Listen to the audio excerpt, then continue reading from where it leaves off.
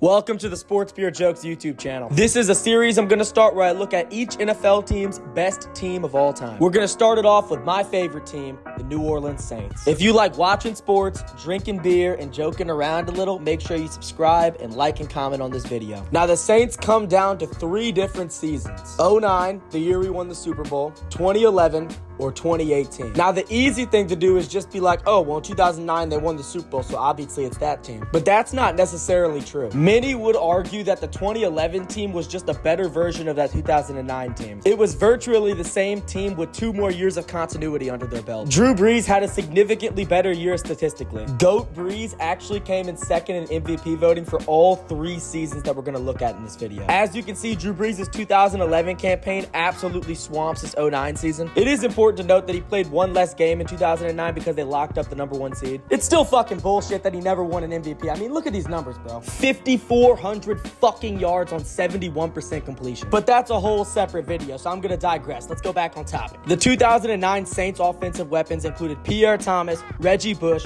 Marcus Colston, Devery Henderson, and Jeremy Shockey. This unit was the #1 offense in total points scored and total yards, and was top 10 in pretty much every single other major offensive statistic. The defense didn't perform as well, but came up big in clutch moments throughout the season, especially in the playoffs. The main guys on defense were Will Smith, Jonathan Vilma, Jabari Greer, Tracy Porter, Roman Harper, and Darren Sharper. This defense had an identity. This was peak Bounty Gate, and they were knocking the living fuck out of people every game. I love it, baby. To put it bluntly, this team gave up a lot of points and a lot of yards, but they took the ball away. 39 takeaways on the year. That was second in the NFL. They were opportunistic when they needed to be, which was a perfect complement to the high-powered offense this team had. They started the year 13-0 and finished 13-3, which locked up the #1 seed. Obviously, they went on an absolutely magical playoff run, highlighted by 2 insanely clutch picks, both by the 23-year-old Tracy Porter. 1 in the NFC Championship and 1 in the Super Bowl. I told y'all, the defense came up clutch when they needed to. And of course, the 2009 Saints would end up being Super Bowl champions. Now let's fast forward 2 years and 1 beast quake later. Fun fact, 2011 was actually the first year I watched football. Being from New Orleans, of course I remember the Saints winning the Super Bowl, but 2011 was the first year where I was a legit fan and I watched every game and I was actually old enough to comprehend it. And as I said earlier, the 2011 Saints was basically a continuation of the Super Bowl team. Mostly the same core, but we're going to go over the key differences. Statistically speaking, Drew Brees had a much better season this year. In my opinion, this has a lot to do with the improved weapons that we added. For running backs, we still have Pierre Thomas, who could do it all, but we replaced Reggie Bush with Darren Sproles. And if you're a Saints fan who was old enough to remember Darren Sproles, you know exactly where I'm going with this. This dude was a fan favorite and for good reason. Sproles heavily outproduced Reggie Bush with over 1,300 all-purpose yards in 2011. Many people loved him, including myself, because he was literally 5'6" and 130 pounds soaking wet. But he consistently made NFL defenders look stupid every Sunday. Absolute stud. The Saints receiving room remained the same as the Super Bowl year with Marcus Colston, Devery Henderson, and Robert Meacham. But perhaps the biggest upgrade was definitely the addition of Jimmy Graham at tight end. For the 2009 season, the Saints were rocking with good old Jeremy Shockey, who, don't get me wrong, he played well, but he was kind of out of his prime by the time he was on the Saints. But Jimmy Graham, my oh my, take me back, bro. This absolutely massive individual had so much pent-up rage from his childhood, which, don't get me wrong, is no laughing matter. It was actually extremely fucked up. But this dude played angry. Former D1 basketball player, could absolutely jump out the gym, and Drew Brees just loved throwing jump balls to him. Graham immediately became the #1 target on the Saints offense and was arguably the #2 tight end at the time behind Gronk. Saints legend.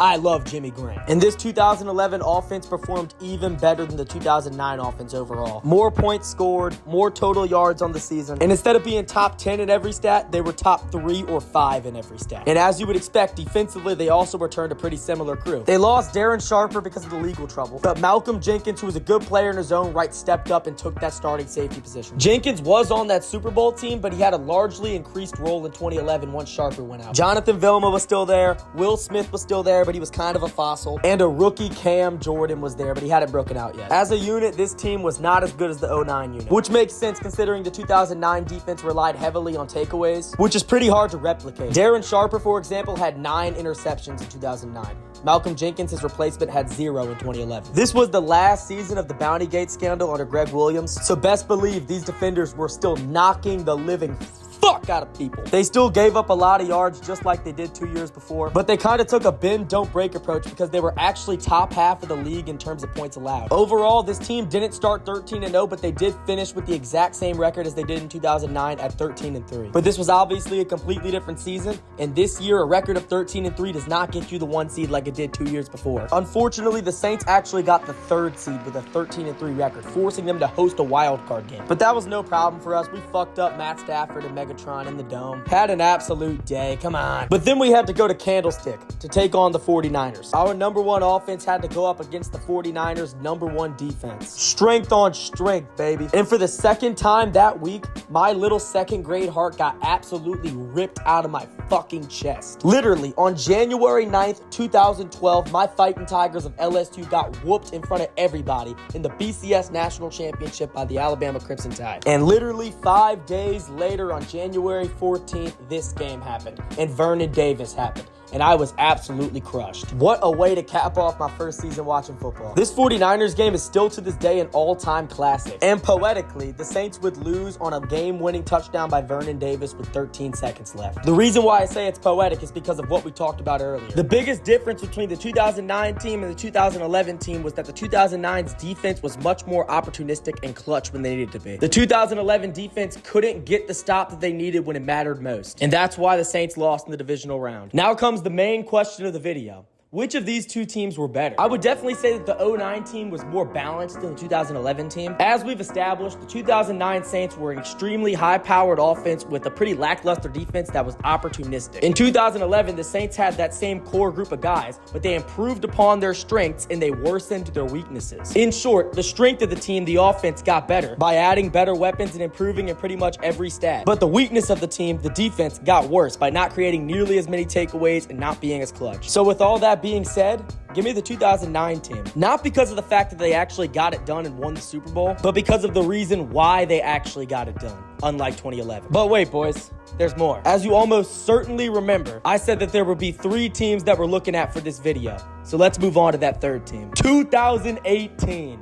What a time to be alive. Now, this one for me is by far the most nostalgic. I was a freshman in high school for this season, so I was very much old enough to watch every game and appreciate what was going on. And this team epitomized greatness. So let's take a minute to contextualize the events that led up to the formation of this team. The offseason after the 2011 season, the Bounty Gate scandal hit. And that's a whole separate video. I'm not going to get into the logistics of that situation. But the important takeaway for the context of this video is that it basically fucked us. Many suspensions were handed out for the 2012 season, including Sean Payton for the entire year. They took away multiple draft picks from us, and even though we kind of ran it back in 2013, this ultimately marked the end of that core group of players that we had for the Super Bowl team. So it was time to rebuild, and things kind of sucked at this time period. We went 7-9 for what felt like every single damn year, and wasted a significant chunk of Drew Brees' prime. But then in 2017, everything changed. We had an absolutely marvelous draft class, and it actually could have been that much better because we were supposed to pick Mahomes, but unfortunately, the Chiefs traded up in front of us. But anyway, we got Marshawn Lattimore, Ryan Ramczyk, Alvin Kamara, Marcus Williams, Alex Anzalone, Trey Hendrickson. Quite possibly could be the most goated draft class from any team ever, all time. And just like that, the rebuild was complete. We have officially entered the last Super Bowl window that Drew Brees will have for the tail end of his career, trying to get that 2nd ring. 2017 was this core's coming out party where we basically announced to the rest of the league that we were here, we were Super Bowl contenders, we were young, and we were hungry. Obviously, 2017 ended on what we thought was going to be the worst thing to ever happen to us as Saints fans. And then came the 2018 squad, undoubtedly a top 3 Saints team of all time. Maybe even the GOAT. Who knows?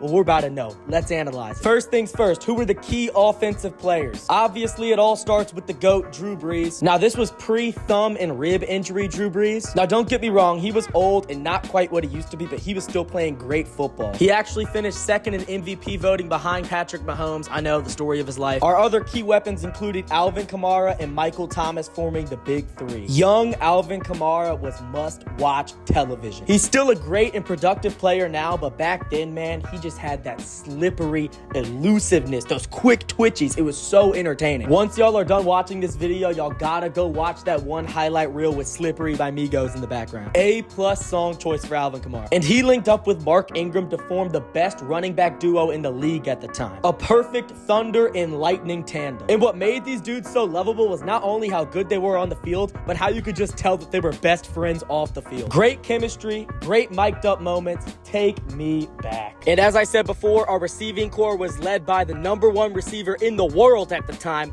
Michael Thomas. This was one season before Michael Thomas won the Offensive Player in the Year in 2019 and was a 99 overall in Madden and was the consensus best receiver in the NFL. But he still had a career year up to that moment. In 2018, MT finished with over 1,400 receiving yards and 9 touchdowns. And it would be a crime to talk about this season and MT without bringing up one of the most iconic moments in New Orleans Saints history. Week 9 against the undefeated Rams at home in the battle for the #1 spot in the NFC. Michael Thomas, game-winning touchdown over Marcus Peters. But that's not the iconic part. To pay homage to former Saints wide receiver and Saints legend Joe Horn, Thomas redid Horn's famous cell phone celebration with a flip phone hidden in the goalpost. Great stuff, man. This Saints offense finished 3rd in the league in total points and 8th in total yards. And just like the other two teams, they were top 10 in pretty much every single major offensive statistic. Defensively, this might be kind of a hot take, but I think this might be the greatest Saints defense since the Dome Patrol days. Now, they weren't historically elite by any metric, but top to bottom, they were a very good unit and probably the best defense the Saints ever gave Drew Brees. Starting up front, we had Cam Jordan and Sheldon Rankins.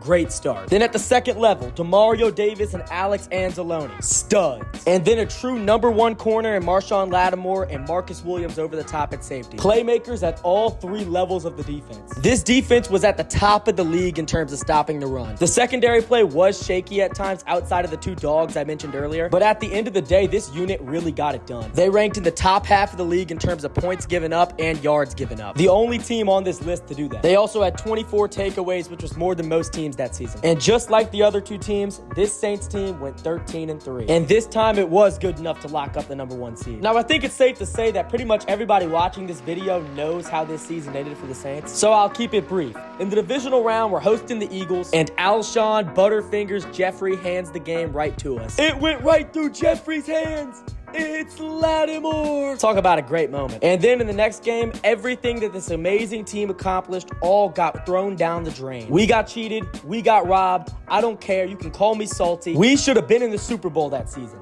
Never forget, never forgive. Now, how does this 2018 squad stack up to the 09 team? Before I give my answer, I just want to say if you've watched to this point in the video, thank you very much. I'm a small channel. This is my very first video on YouTube. I worked my ass off on this thing, so it means the world that you're here. If you're not a Saints fan and you want me to make this exact same video about your favorite team, let me know in the comments and I'll definitely do it because you'll probably be the only one commenting. Leave a like if you haven't already. Now the answer to the $1,000,000 question. The greatest Saints team in the history of the entire franchise is, drum roll please, 2018. The reason why I chose 09 over 2011 was because the 09 team was more balanced. But this 2018 team was also very balanced, with a high-powered offense just like 2009, but with also a very stout, above-average defense. Even though they didn't generate nearly as many turnovers as the 2009 team did, they didn't need to because they could stop the run and they played consistent good ball. Also, the big 3 of Drew Brees, Michael Thomas, and Alvin Kamara is better than the big 3 of Drew Brees, Jimmy Graham, and Darren Sproles. So that was another reason that went into my decision. But regardless, whether we're 13-3 or 3-13, it's always gonna be who dat till I fucking die. From the womb to the tomb, baby. The Spencer Rattler era is upon us.